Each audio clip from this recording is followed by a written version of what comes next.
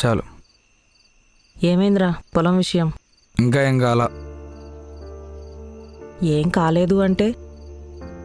ఏం కాలేదంటే ఏం కాలేదనే. మీ నాన్న ఆ పొలం ఎప్పుడో అమ్మేశాడు. వాళ్ళు డబ్బులు ఇచ్చి కొనుక్కున్నారు. అది మళ్ళీ మనకెలా వస్తుందిరా? నాకు అర్థం కావట్లా నువ్వేం చేస్తున్నావో. అవన్నీ కోర్టు చూసుకుంటుంది.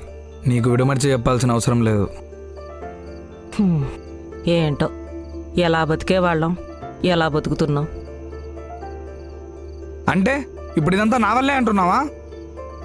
అలా కాదురా, ఒకప్పుడు బాగా బతికాం కదా, ఉన్నట్టుండి కష్టాలేంటా అని. హే ఆపు, నువ్వు నన్నే అంటున్నావు డబ్బులంతా పోగొట్టానని. అవును, నేనే పోగొట్టాను.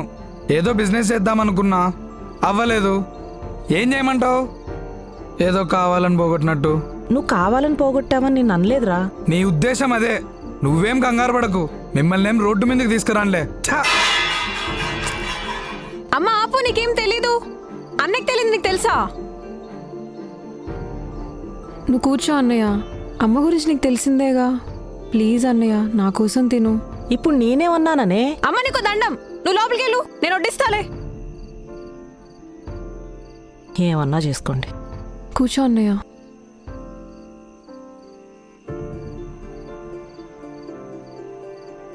ఇన్ని రోజులు ఏం తక్కువ చేశానే మీకు? ఇప్పుడేదో కష్టం వచ్చిందని ఎలా మాట్లాడుతుంది చూడామె. అన్నయ్య నీ గురించి మాకు తెలుసు, ఆమె ఏదో బాధలో ఉందిలే, వదిలే. ఆ పొలం ఒకటి నా దగ్గర రాని, అప్పుడు చెప్తా.